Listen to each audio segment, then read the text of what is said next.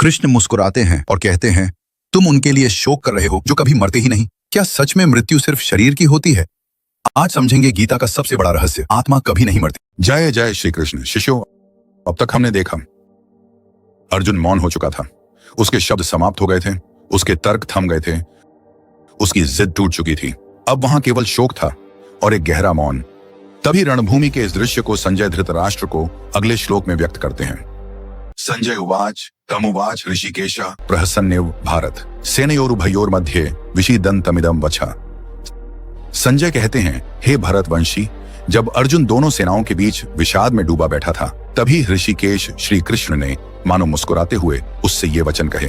ध्यान दीजिए, ये मुस्कान उपहास की नहीं थी, ये मुस्कान करुणा की थी। ये वह मुस्कान थी जो गुरु तब देता है जब शिष्य अंततः समर्पित हो चुका हो। जब अहंकार शांत हो जाता है, तभी ज्ञान प्रवेश करता है। दोनों सेनाओं के मध्य खड़े अर्जुन का विषाद वास्तव में हम सबका विषाद है, और उस विषाद के बीच श्री कृष्ण की मुस्कान यह संकेत है कि समस्या जितनी बड़ी दिखती है, समाधान उससे कहीं अधिक विशाल होता है। यहीं से गीता प्रारंभ होती है, तलवारों के शोर में नहीं, बल्कि एक गुरु की शांत मुस्कान में। जब मन टूटता है, तभी ईश्वर बोलते हैं। और अब अगले श्लोक से श्री कृष्ण स्वयं अर्जुन का मार्गदर्शन करेंगे। अशोच्यानन्व शोचस्त्वं प्रज्ञावादांश भाष्यसे गतासून गतासूंश्च नानुशोचन्ति पंडिता। अर्जुन, तुम जिनके लिए शोक कर रहे हो उनके लिए शोक करना उचित नहीं है, और फिर भी तुम ज्ञान की बातें कर रहे हो। जो सच में ज्ञानी होते हैं वे न जीवित के लिए शोक करते हैं और न मृत के लिए। देखो अर्जुन, तुम्हारा शोक शरीर को लेकर है। तुम यह मान रहे हो कि शरीर ही सब कुछ है, लेकिन जो चला गया वह केवल शरीर था, आत्मा नहीं। और जो सामने खड़ा है वह भी केवल शरीर है, आत्मा उससे अलग है। ज्ञानी व्यक्ति जानता है जीवन और मृत्यु परिवर्तन है, अंत नहीं। आज भी मनुष्य यही भूल करता है।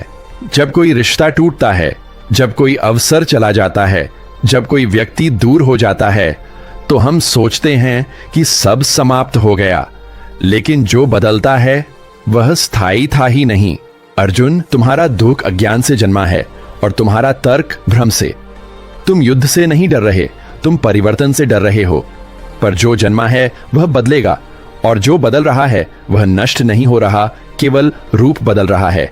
ज्ञान का पहला चरण है शोक के पार देखना, और आज से मैं तुम्हें वही दृष्टि देने वाला हूं। न त्वेवाहम जातु नासम न त्वम नेमे जनाधिपा न चैव न भविष्यामः सर्वे वयमतः परम। अर्जुन, ऐसा कभी नहीं था कि मैं नहीं था, ऐसा भी कभी नहीं था कि तुम नहीं थे, और ये जो सामने खड़े राजा हैं ऐसा भी कभी नहीं था कि वे नहीं थे, और आगे भी ऐसा नहीं होगा कि हम सब अस्तित्व में नहीं रहेंगे। अस्तित्व समाप्त नहीं होता, रूप बदलता है। तुम शरीर को देख रहे हो, इसलिए तुम्हें जन्म और मृत्यु दिखाई दे रहे हैं, लेकिन आत्मा का न तो आरंभ है न अंत है। मैं भी हूं, तुम भी हो, और ये सब भी हैं। हम सब समय से परे हैं, केवल शरीर समय के भीतर है। आज भी मनुष्य यही भूल करता है। जब वह अपनी पहचान केवल नाम, काम, पद, रिश्ते से जोड़ देता है तो हर परिवर्तन उसे मृत्यु जैसा लगता है। लेकिन तुम जो वास्तव में हो वह कभी समाप्त नहीं होता। अर्जुन, तुम स्वयं को शरीर मान रहे हो, इसीलिए शोक कर रहे हो। यदि तुम स्वयं को आत्मा के रूप में पहचान लो तो तुम्हारा भय शांत हो जाएगा। जन्म केवल एक प्रवेश है, मृत्यु केवल एक परिवर्तन है। जो शाश्वत है वह न आया था न जाएगा, उसे केवल पहचानना है। देहिनोस्मिन्यथा देहे कौमारम यौवनम जरा तथा देहांतर प्राप्तिः धीरस्तत्र न मुह्यति। अर्जुन, जैसे इस शरीर में बाल्यावस्था से युवावस्था और युवावस्था से वृद्धावस्था आती है, उसी प्रकार मृत्यु के बाद आत्मा एक और शरीर धारण करती है। जो धीर होता है वह इस परिवर्तन से विचलित नहीं होता। बदलाव स्वाभाविक है, मोह अस्वाभाविक है। सोचो अर्जुन, जब तुम बालक थे क्या वह शरीर आज भी वही है? जब तुम युवक बने क्या तुमने शोक किया कि बाल्यावस्था चली गई? नहीं, क्योंकि तुम जानते थे वह विकास था, अंत नहीं। उसी प्रकार मृत्यु भी केवल अगला चरण है। आज भी मनुष्य उम्र के हर पड़ाव पर घबराता है। बुढ़ापा आने पर दुखी होता है, परिवर्तन आने पर डरता है, नौकरी बदलने पर, शहर बदलने पर, रिश्ते बदलने पर टूट जाता है। लेकिन जो बदल रहा है वह तुम नहीं हो, वह केवल परिस्थिति है। अर्जुन, तुम जिस शरीर के लिए शोक कर रहे हो वह पहले भी बदल चुका है और आगे भी बदलेगा। पर आत्मा वह न बालक होती है, न युवा, न वृद्ध, वह केवल साक्षी है। जो धीर होता है वह परिवर्तन को समझता है, और जो समझ लेता है वह शोक नहीं करता। मात्रा स्पर्शास्तु कौन्तेय शीतोष्ण सुख दुखदाः आगमा पाइनो नित्याः तान् स्थितिक्षस्व भारत। अर्जुन, इंद्रियों का विषयों से संपर्क ही शीत और उष्ण, सुख और दुख देता है। ये आते हैं और चले जाते हैं, ये स्थायी नहीं है। इसलिए हे भारत, इनको धैर्य से सहन करो। देखो अर्जुन, जब ठंड लगती है तुम जानते हो कि गर्मी आएगी। जब गर्मी सताती है तुम जानते हो कि वर्षा आएगी। क्या तुम हर मौसम के साथ अपना अस्तित्व बदल देते हो? नहीं। तो फिर सुख और दुख के साथ तुम क्यों टूट जाते हो? आज भी मनुष्य थोड़ी सी आलोचना से टूट जाता है, थोड़ी सी प्रशंसा से फूल जाता है, थोड़ा लाभ मिले तो प्रसन्न, थोड़ी हानि हो तो निराश। लेकिन ये सब इंद्रियों का अनुभव है, आत्मा का नहीं। अर्जुन, दुख स्थायी नहीं है, सुख भी स्थायी नहीं है। जो आता है वह जाएगा। यदि तुम हर लहर के साथ बहोगे तो कभी स्थिर नहीं रहोगे। धैर्य ही साधक की पहली शक्ति है। जो सुख दुख में समान रहता है वही जीवन के युद्ध में विजयी होता है।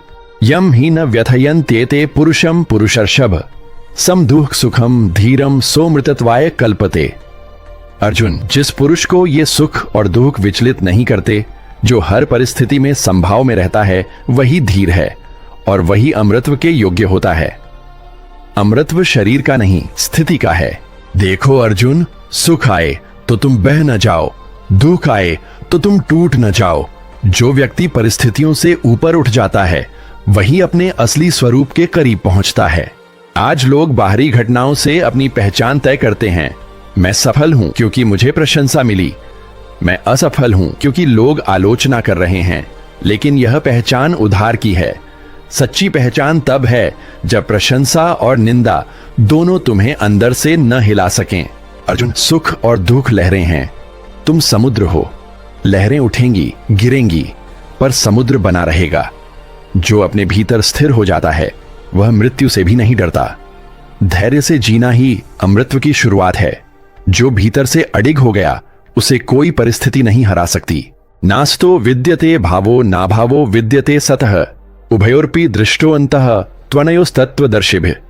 अर्जुन, असत्य का कोई अस्तित्व नहीं होता और जो सत्य है उसका कभी अभाव नहीं होता।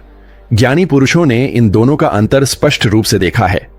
जो है वह है, जो नहीं है वह कभी था ही नहीं। देखो अर्जुन, जो बदलता है वह अस्थाई है और जो अस्थाई है वह अंततः समाप्त हो जाता है।